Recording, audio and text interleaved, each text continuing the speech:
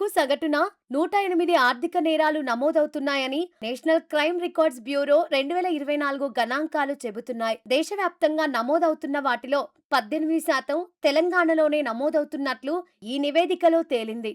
మిగిలిన రాష్ట్రాల కంటే తెలంగాణలో అవగాహన కార్యక్రమాలు ఎక్కువగా నిర్వహిస్తున్న కారణంగా పోలీస్ స్టేషన్లలో నమోదవుతున్న కేసులు ఎక్కువగా ఉండటం దీనికి ఓ కారణంగా చెప్పొచ్చని ఎండ్ నౌ ఫౌండేషన్ వ్యవస్థాపకులు అనిల్ చెప్పారు. ప్రజల్లో ఉన్న ఆశను నేరగాళ్లు క్యాష్ చేసుకుంటూ ఆర్థిక నేరాలకు పాల్పడుతున్నారని పోలీసులు చెబుతున్నారు.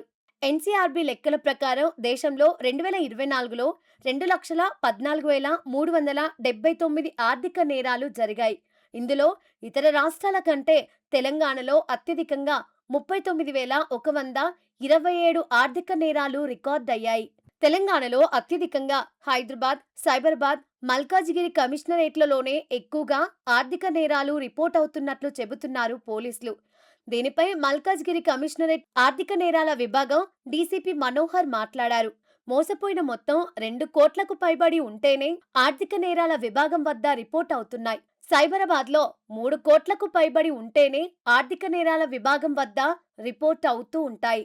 అంతకన్నా తక్కువ మొత్తంలో ఉంటే అలాంటి నేరాలను స్థానిక పోలీస్ స్టేషన్లకు రిఫర్ చేస్తున్నామని మనోహర్ చెప్పారు.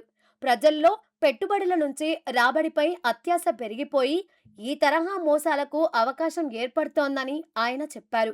హైదరాబాద్ పరిధిలో 75 లక్షలకు మించిన మోసాల్లో ఆర్థిక నేరాల విభాగం కింద కేసులు నమోదు చేస్తున్నట్లు పోలీసులు చెబుతున్నారు. ఆర్థిక నేరాల్లో ఎక్కువగా ఫోర్జరీ, చీటింగ్, ఫ్రాడ్ కేసులే రిపోర్ట్ అవుతున్నట్లు ఎన్సీఆర్బీ నివేదిక చెబుతోంది. చాలా కేసుల్లో ముందుగా బాధితులు కొంత మొత్తం పెట్టుబడి పెడుతున్నారు.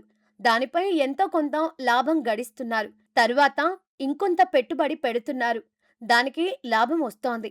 మోసగాళ్లు అలా వారిని నమ్మించిన తర్వాత ఒకేసారి పెద్ద మొత్తంలో పెట్టుబడిని పెట్టమని చెబుతున్నారు.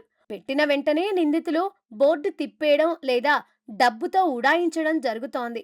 అప్పుడు మోసపోయామని బాధితులు గ్రహిస్తున్నారు. పెట్టుబడికి తగ్గట్టుగా కాకుండా ఎక్కువ లాభాలు ఇస్తున్నారంటేనే అనుమానించి డబ్బులు పెట్టకపోతే మోసపోకుండా ఉండేందుకు వీలుంటుంది అని ఒక పోలీస్ అధికారి చెప్పారు.